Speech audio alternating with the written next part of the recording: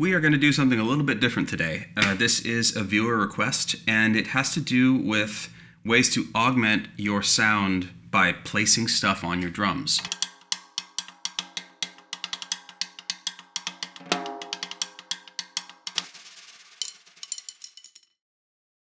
Later on, we're going to do one about the hi-hat, but today's just going to be sort of snare-oriented. And as you can see, this is the first time that we've had something resembling a drum set up in here, because some of the things we've done so far didn't need a lot of like drum set context, but these things kind of do, I think. So we're going to go through a few different groups of items. We have various sort of Ching rings and Ching ring-like things. We have some bells and some wooden items, and then we also have a set of splashes and bells, all of which are going to get put on the snare drum. And this is going to basically just be sort of a run-through of sounds to see how I use them and how you might want to use them too. This still sounds like a drum, but today is going to be more like sounds like tambourines and bells and wood blocks and stuff.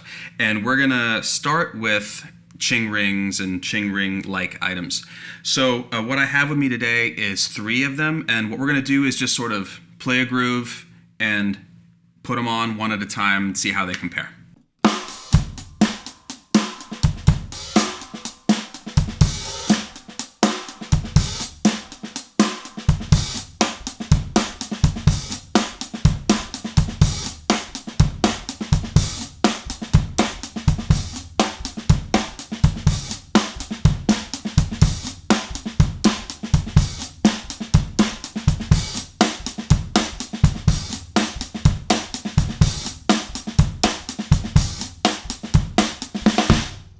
These are super fun, and there are a few different brands you can get. Greg Keplinger made all of these, and he builds in Seattle. Meinl also makes things like this, and LP, and a lot of people.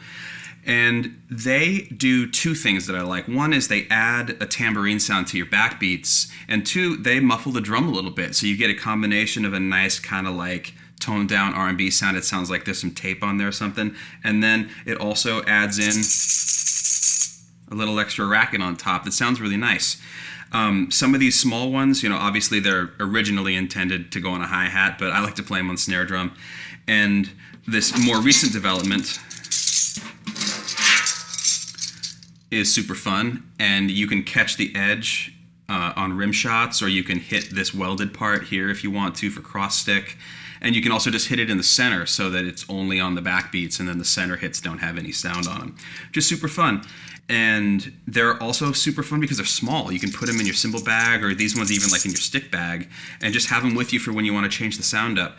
I use these a lot in country music and in R&B stuff, and just sort of integrate them into different sections of the song. Sometimes I put it on the hi-hat and just use it in the choruses for quarter notes, and it makes it sound like someone's playing a tambourine, which is groovy.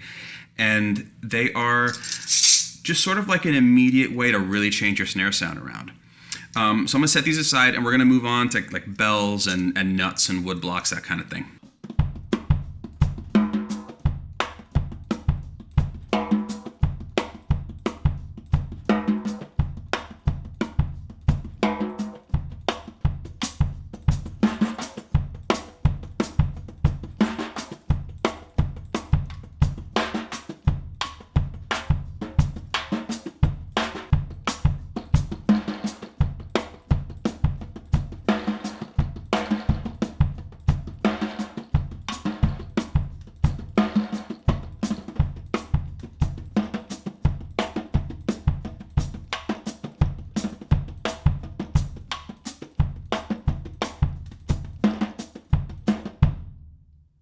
Okay, round 2, these all have something in common, which is they were designed to be worn by dancers.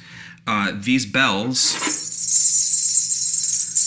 I found at a shop in the village, and they come in a lot of different sizes. Ben has some that are larger than this, and they're just tied on with string. And these are also really effective on a hi-hat. That's why I tied them in a string, to just kind of put them on like that. And they offer kind of a metallic sound. Since the bells are each kind of like encased, they actually rattle pretty effectively on something that's vibrating, like a snare drum or something like that. These nuts are sort of a version of things that usually, at least I've seen, they're either goat nails or some other kind of like claws from an animal, but they also make them out of nuts like this, and I like the sound of the nuts personally. And again, this is a bracelet that's meant to be worn and shook around. These are a little tricky because they're so light that if you really dig in on your snare drum, chances are it's going to hop off. So sometimes I'll immobilize them with a drum key, or like put them around a drum key on the edge and put it on the lug or something like that. And similarly, these are a wooden alternative of the same kind of idea. And they offer a little more kind of sustain and rattle. And I like them for sort of like world music feels and things that I think of when I imagine like belly dancers and that sort of thing, which is why I chose to play that sort of groove with the snares off. It's kind of a cool middle ground between having the snares on and having them off. You can turn them off and then still have a little bit of extra kind of distortion and cut and jankiness to the sound, which is just super fun for all sorts of music. I use these for folk music and rock music and jazz and everything all the time. And the last one is the first one that I ever messed with, which is putting little cymbals on the snare drum to kind of emulate like a hip-hop snare, like a programmed snare, or sort of a hand clap sound.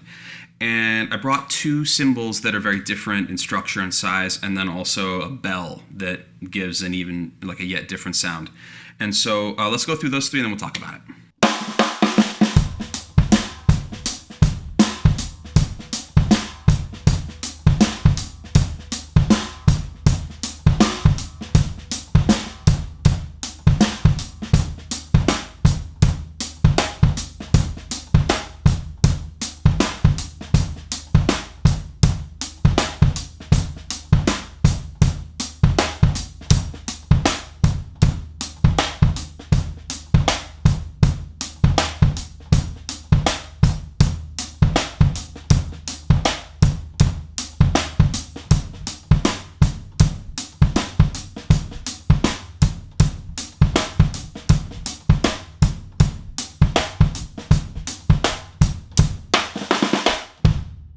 Another super fun thing, it's great for hip-hop grooves and R&B stuff.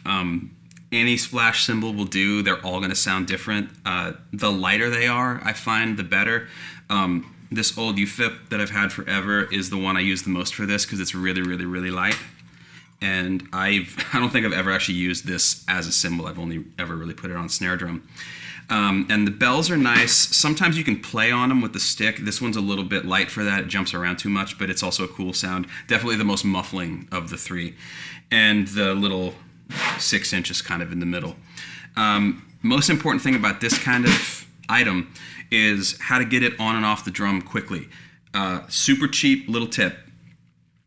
I get this rope, kind of cotton rope from a hardware store. You can get, 10 feet of it or 100 feet of it or whatever. And what I do is I tie a double knot in one end and a single knot in the other end. The single knot fits through the hole and the double knot doesn't.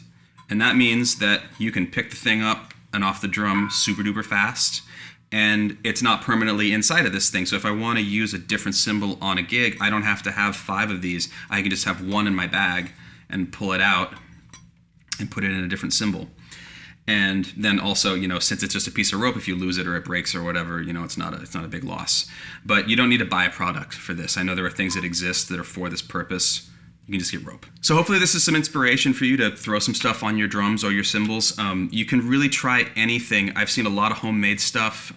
If you check out, Billy Martin is the one that comes to mind about just like a lot of interesting homemade solutions. He does great grooves with like brooms, like little hand brooms on the drums. It's wild. But you really can use anything. And there's stuff at the hardware store, there's stuff in junk shops, you can do anything you want. And placing stuff on the drums is a beautiful kind of non-invasive way to expand your sound and do something exciting that you can just keep in your back pocket. Some of these things literally in your back pocket. And if you're enjoying things here, please like, comment, and subscribe. And if you've got anything weird that you put on your drums, let us know, because I can always have more.